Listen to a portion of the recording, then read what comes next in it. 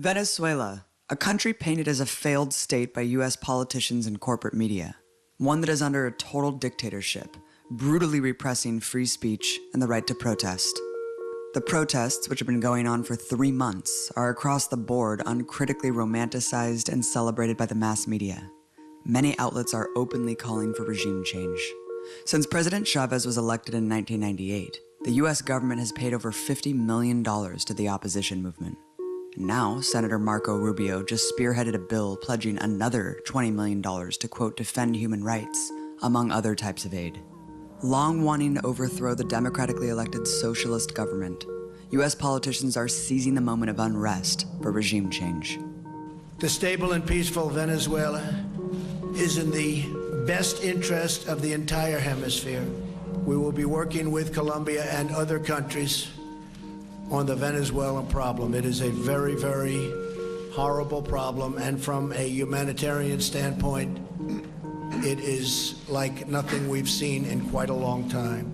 With new US sanctions, direct threats from the Trump administration to overthrow another sovereign government, and corporate media painting a one-sided narrative, I wanted to go see the reality on the ground for myself. During my investigation in Venezuela, spending nearly 3 weeks in Caracas, one thing was a constant: traffic jams from guarimbas or protest barricades, intended to disrupt life in the city. While most things carried on like normal, some parts of the city were always inaccessible, with police and military constantly scurrying to whatever streets were shut down that day. Knowing how much mass protests define life in Venezuela, as well as the media coverage, I attended an opposition protest in Miranda State near Caracas. The demonstration, which consisted of thousands of people, was a peaceful gathering, with typical speeches and chants. What is your biggest problem with what's happening right now? I think right now the biggest problem is that the president don't want us to go to election, because if we go, he knows he's gonna lose. Ya que aquí no hay constitución, no hay Estado de Derecho, no existe el imperio de las leyes. Estamos en una total dictadura en Venezuela, una represión, hay una tiranía constante. Fuera el dictador de Venezuela, no lo queremos. Estamos sufriendo de hambre, de miseria, de angustia, desesperación, y que lo que queremos es que este régimen se largue del país junto con todos los seguidores, para que en Venezuela venga la paz, la tranquilidad y el amor entre los venezolanos. 17 years and some months, the country is every day falling down, down, down. It doesn't work if you don't have money. If you have money, excuse me. Because if you have money, you need medicine. You don't have where to buy it. I have 27 years old and I'm married. And my wife, she doesn't buy anything that she wants to. You said you've been fighting since 2002. What happened? Why have you been fighting so long in the streets? Because I've never been Chavista, because I knew that where it will end everything, okay? Because they have a wrong idea what revolution is. My father took me to a riot, and one riot take me another, and it happened in years. Sembrar el comunismo, nunca más, una Cuba 2, eso es todo. Y Cuba no nos libera, porque si nos liberamos, no van a seguir comiendo. Is the United States doing enough to help Venezuela? No, I don't think so. I mean, we are helping, a lot of Venezuelans live in the States, so we send the Green Cross, the one who help with the medicine, the ones who help the protesters that get hit, they get a lot of help from the States. Ojalá que así fuera, que todo, tanto Estados Unidos como todos los países del mundo, pusiera un granito de arena para que metan la mano por Venezuela. Is the United States doing enough to help Venezuela? Sí, lo está haciendo muy bien, junto con Luis Almagro, pero necesitamos ya un desenlace, necesitamos un final feliz. Queremos el apoyo internacional importante de los Estados Unidos, de Nueva York, para que nos ayuden sin cesar. Necesitamos que Estados Unidos afine su potencia hacia nosotros va a ser bien recibida. We are very near Plaza Altamira right now, where the opposition looks like it's setting up a barricade. This is a tactic that the opposition does to deter traffic, to cause a lot of problems here in Caracas. We're gonna go follow them right now and see what's going on. As the sun started to set, things began to change. Smaller groups donning masks and shields started forming up. While the majority of the crowd held a candlelight vigil to commemorate those killed in the protests, the others lit flames of their own. They poured incendiary liquid in the streets and began stopping traffic.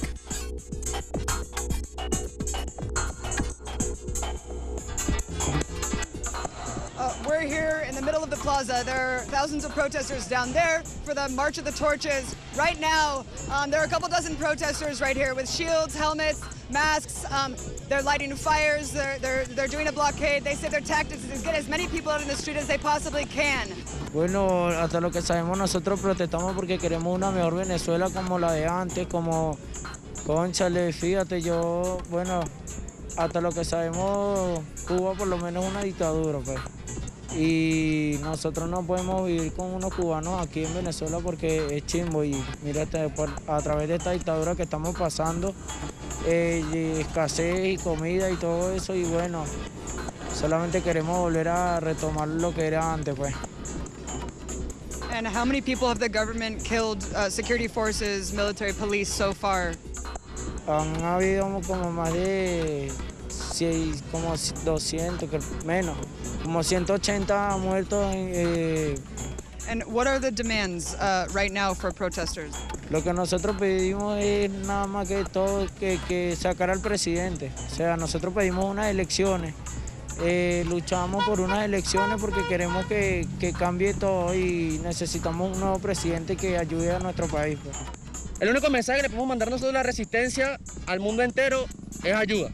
Esa es la primordial que le podemos pedir, porque si vamos al caso, nosotros salimos a la calle y lo primero que reprime son el gobierno. Ahorita porque no tenemos las balas que nos están lanzando, que son unas metras grandes de hierro, por el cual han matado a varios. Ayer el chamo que mataron a los tecos lo mataron de 1 metra. Y eso es mentira, no lanzan ni perdigón ni lanzan bomba, lanzan plomo. Eso es lo que lanzan, plomo y tiro. Una bala, y eso es verdad. Porque dice Maduro que es mentira, si es verdad, que ellos puro echan tiro. Several times we were aggressively surrounded by masked protesters, demanding to see what media outlet we worked for. Only when they heard that we were from the United States did they back down, but told me to only film repression against them, not their actions. As the crowd grew, they announced they would be marching to block the major freeway. Protesters and squadrons of motorbikes began mobbing through the streets, setting fires and creating roadblocks along the way.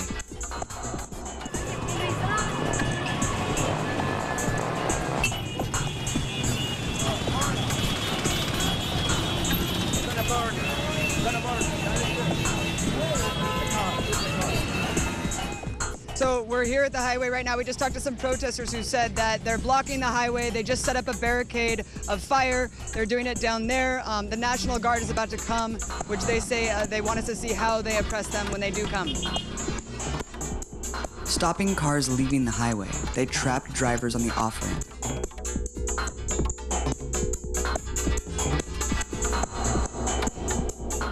I talked to several in the heat of the offensive. No, por los momentos no ha hecho nada, pero por lo menos venimos a representar el día de hoy de que todavía no nos hemos quedado quietos, no nos hemos quedado tranquilos, todavía estamos en lucha por la libertad y lucha por esta dictadura que tenemos de 17 años. How hard is it to live under a dictatorship? Es bastante difícil porque tú como emprendedora no emprendes no para ti, sino para el gobierno. ¿Me entiendes? No puedes ser independiente. ¿Ves? Todo tu trabajo y tu esfuerzo es para el gobierno y eso es lo que no queremos aquí. What is this? What are you carrying? Esta es una trifácil. Esta es la que nos lanzan a nosotros. Y con esto han matado compañeros de nosotros en el pecho y los han impactado con esto. Y toda esa gente corrupta y enchufada se tiene que ir y presos tienen que ir. Porque no es posible que aquí se maten las personas por adquirir una harina pan o un arroz.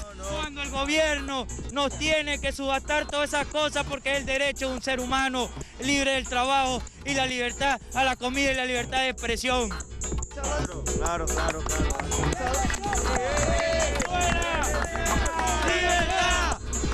Resistencia activa. Then the protest moved onto the highway itself, shutting down all lanes in both directions. Most surprising is how they did this, taking over 2 large trucks.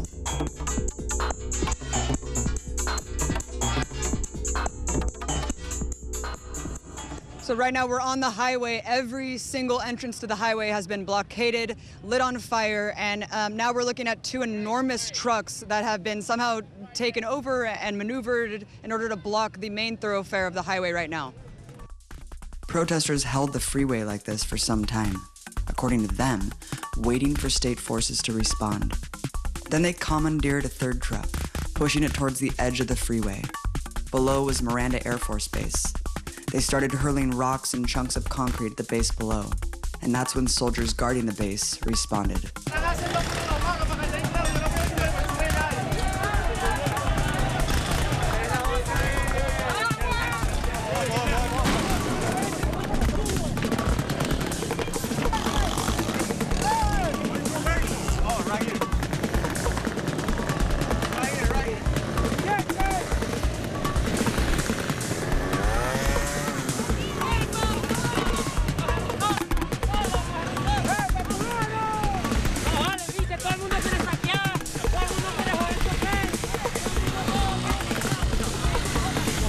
back.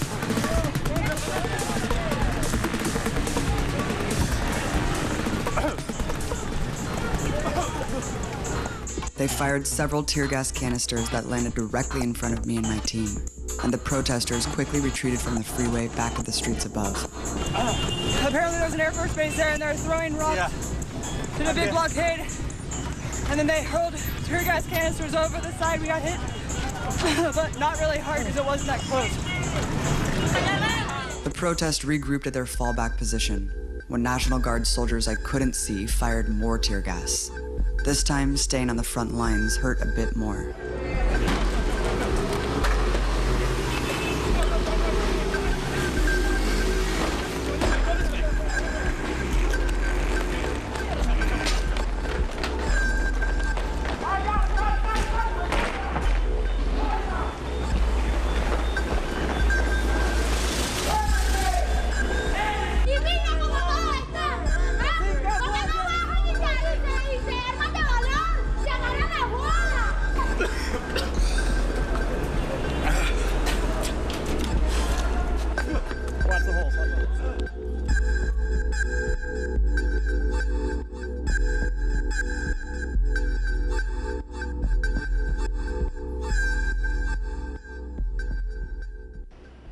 So yeah, right after I said I didn't get hit hard with tear gas, we're running away, and there's all these provocations with the police and the protesters, and they just started hurling tear gas canisters at us, and we were just caught in a huge plume of tear gas. It was extremely painful. My eyes are really, really burning. I felt like I was blind for like 5 minutes, so that just happened. While soldiers had cleared the freeway, protesters continued to block several intersections in the area, with more trucks and barricades. What I had experienced was a typical guarimba, a few hundred or less semi-armed protesters ruling the streets, shutting down as much as they can, using largely violent tactics. They push as far as they can go until security forces respond, then flee with new photos of repression. Given what the media has been saying, I was shocked to learn that there were no arrests that night. It seems like there certainly is a right to protest in Venezuela, and the curated images we see in the news are obscuring a much darker, deadlier reality. Since the beginning of the protest on April 6th through July 1st, we found 95 deaths attributed to the protests, with over 1,000 injured. Of that 95, 11 have unknown or undetermined connections to the protests and are murders that took place in the vicinity of a protest. So let's look at the remaining 84 deaths. It is true that many protesters have been killed by police and the National Guard. Several have been killed in shootings and 2 killed by tear gas. According to Venezuela's Attorney General, one of the most outspoken critics of the government's response, 23 deaths are attributed to state forces. Many investigations into alleged killings by state forces are still ongoing. In several cases, people were first reported in the media to have been killed by state forces, but evidence later revealed that they were actually killed by opposition weapons. But let's assume that number is correct, 23. So if only 23 out of the 84 are attributed to state forces, what has caused the majority of the deaths? The remaining 61. Those 61 actually have been caused by opposition protesters. Many of those killed directly in murders and political assassinations. Let's look at those numbers that so many unquestioningly attribute to state repression. We found 23 to have been indirectly killed by opposition violence in a variety of ways. For example, 6 people have died in vehicle accidents while trying to escape opposition barricades. 3 are civilians who died because opposition barricades prevented life-saving ambulances from reaching them. 9 of those 23 are opposition protesters who accidentally killed themselves. 1 in an explosion from an opposition mortar, and 8 electrocuted themselves to death while looting a bakery. In addition to these indirect deaths from opposition violence, 38 people have been directly killed by opposition violence. 16 of those 38 are seemingly random killings of civilians at opposition barricades or near a protest. 7 of the 38 are police and National Guard members killed by protesters. 6 of them were shot by protesters, and 1 National Guard member was beaten to death by a mob of protesters. One would think these facts would be included in a fair report of force used by the state. But more heinously, 14 deaths are political murders and assassinations of Chavistas and government supporters by the opposition. Most were targeted for attending a pro-government demonstration or for being identified as Chavistas. 2 were socialist figures who were kidnapped, tortured, and executed.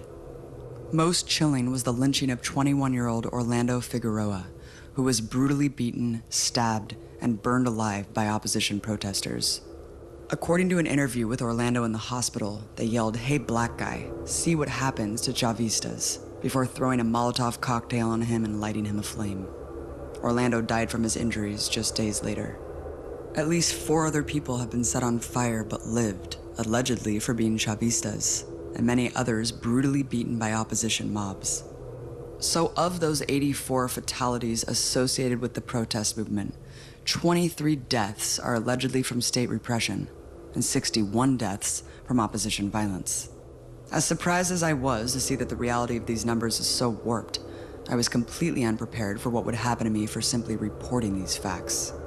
Because I questioned the validity of the fatality count being 100% due to state forces, prominent opposition spokespeople created a false hysteria over an outrageous lie that myself and Empire Files producer Mike Preisner were not journalists, but in fact working directly for the government intelligence forces, and that we weren't actually conducting interviews of protesters, but taking their pictures to turn into police forces. And not only that, but the police had then arrested protesters based on our intelligence. The life-threatening lie was first promoted by professor at Venezuela's Simón Bolívar University and opposition activist, José Vicente Carrasquero. The rumors were echoed and exaggerated by several prominent opposition journalists, like Manuel Malaver and Miami reporter Angie Perez.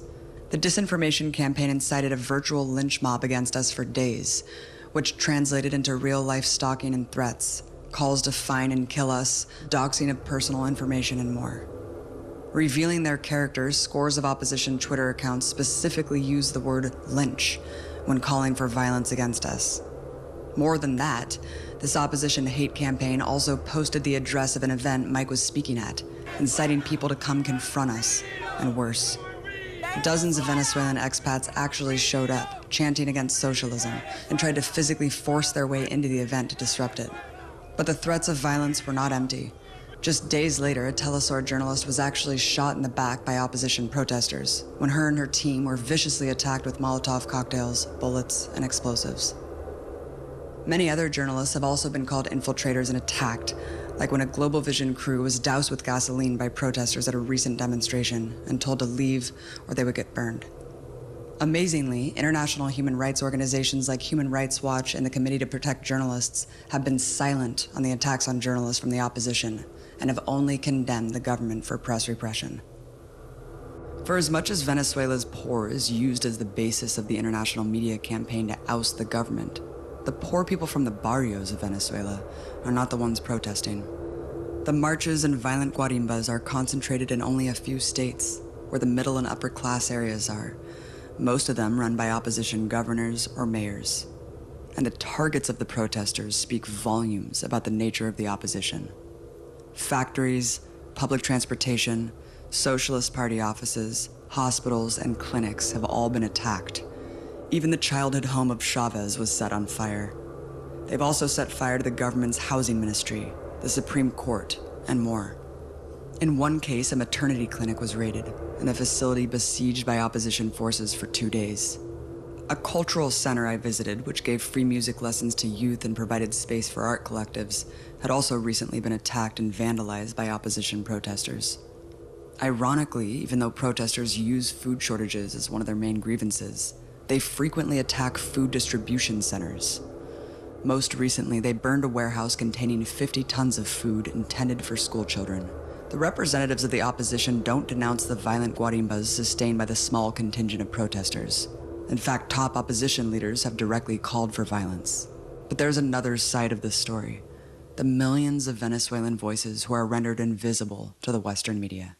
Ha habido una guerra económica muy fuerte de parte de los sectores de la élite burguesa y los empresarios hacia como el pueblo, pues a los que producen los alimentos, los que producen los artículos de primera necesidad, los han venido como que acaparando, escondiéndolo, algo parecido como lo que se hacía a Salvador Allende en Chile. Mira, realmente por un proceso de polarización en el que estamos viviendo actualmente en Venezuela, hemos llegado al punto donde ya la tolerancia es cero, donde ya identificarte con algo de la revolución o algo que tenga que ver por lo menos haciendo ejemplo lo que es el comandante Chávez, debido a que nos señalan, nos golpean, nos queman, nos matan, nos categorizan por nuestro color de piel, por nuestro cabello. Es una cantidad de factores que han generado que nosotros los revolucionarios tengamos como que un poco de temor a salir a la calle porque nos identifican fácilmente, porque no tenemos miedo a usar cuestiones que nos identifiquen como en la revolución bolivariana, que nos identifiquen como chavistas.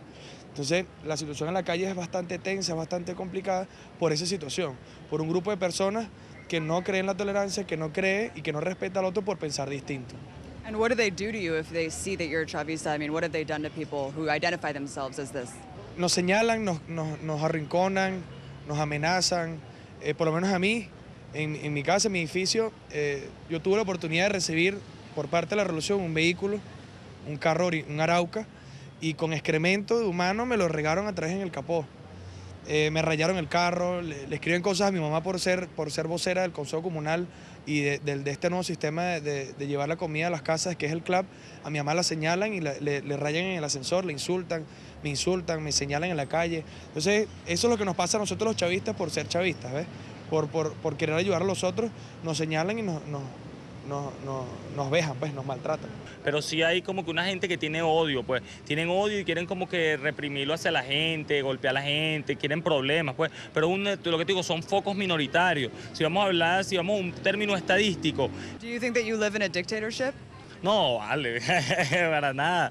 Aquí tú puedes observar que la gente tiene libre tránsito, la gente hace lo que quiere, participa, habla, incluso hasta están quemando el país, sectores de los terroristas de la derecha fascista. Ellos incluso están quemando el país, han hecho actos vandálicos, actos terroristas, y no se les ha aplicado la ley con esa fuerza como se hace por lo menos en Estados Unidos, en Europa. Esas personas andan por ahí haciendo lo que quieren. Aquí las personas tienen libre albedrío, libre forma de pensar, de creer, libre de creer lo político, en lo económico, en lo social, en lo cultural, lo religioso. El que diga que hay una dictadura está completamente desquiciado. Entonces, ¿en qué estado de dictadura es ese que hay elecciones, que participa la gente, que la gente hace lo que quiere? Eso es completamente ilógico.